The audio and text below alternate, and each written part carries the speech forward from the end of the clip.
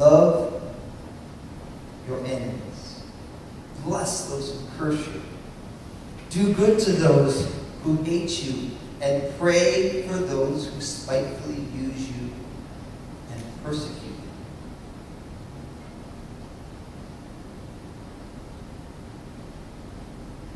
Jesus is radical.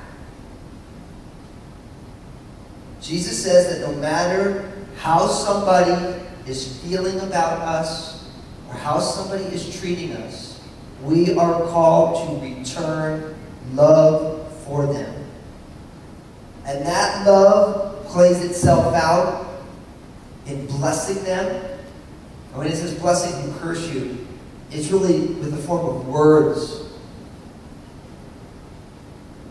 Because we bless with our mouths, just as we curse with our mouths. But not just we should speak well and bless them, but we should also do good to them who are doing wrong to us. And not only that, we should commit them in prayer. See, for the disciple of Jesus, our heart posture must go beyond simple non-retaliation. A lot of people think to be a Christian, someone does evil, we just don't do anything bad. But Jesus pushes it forward to positive love.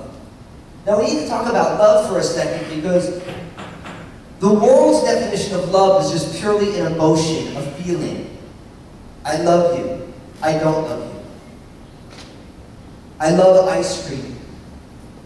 I love football. I love hiking. It's a feeling.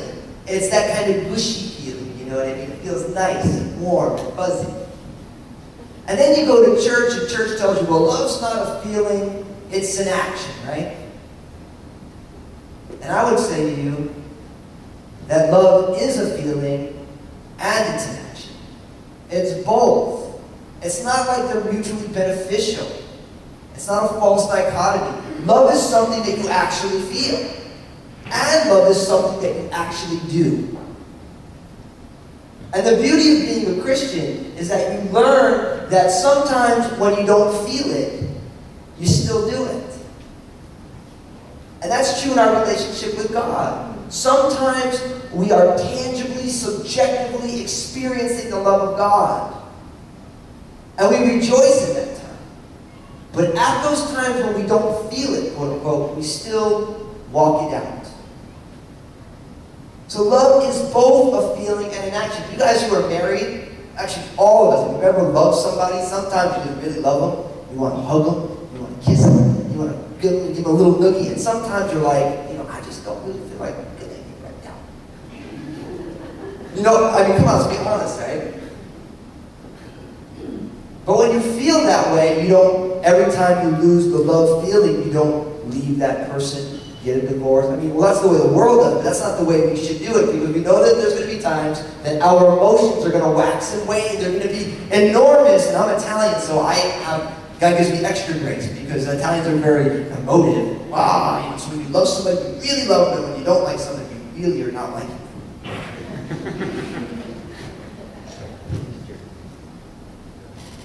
So love is a feeling and it's an action. And Jesus would say to you and I today that somebody who is your enemy, somebody who has wronged you, that we are meant to love them with a feeling and love them in action. Because we are not responsible for how somebody else lives their life. We are responsible for our own lives. And nobody can make you hate them. You choose to. It says in the Proverbs that a kind word turns away wrath. You only get in a fight because you choose to. And if somebody brings wrath your way and you turn them away with it, it's hard to have a one-sided fight, isn't it? I don't know how many times I've had a disagreement with someone and I'm like, do you just want to have a fight right now? Because I can get all worked up if you want. But I just love you. I mean, why do we need to do this? Like, do we have to do this dance right now? Brothers and sisters, listen. Jesus received evil and blessed in return. You think of Jesus on the cross. If there was any person who could have brought an accurate, truthful accusation to the people who had wronged him, obviously it was Jesus, right? But what did Jesus say when he was on the cross? Forgive them, Father. They don't know what they're doing. He prayed for them in the midst of his darkest hour. Now, I hope we realize that in all the ways we fall short of this, that in God's eyes it is gross sin. In every way we say something hurtful about somebody who we don't like. In every way that we lack to pray for the people who are against us.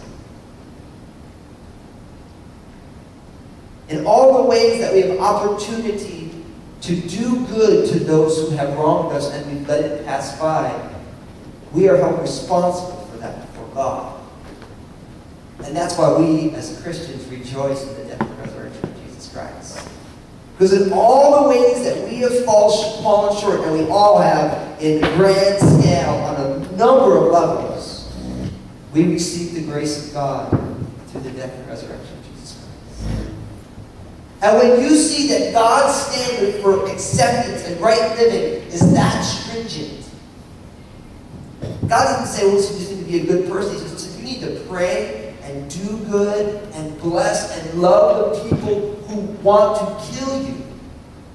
And in the ways that you fall short of that, I consider that to be sin. It drives all of us into the arms of a gracious Savior.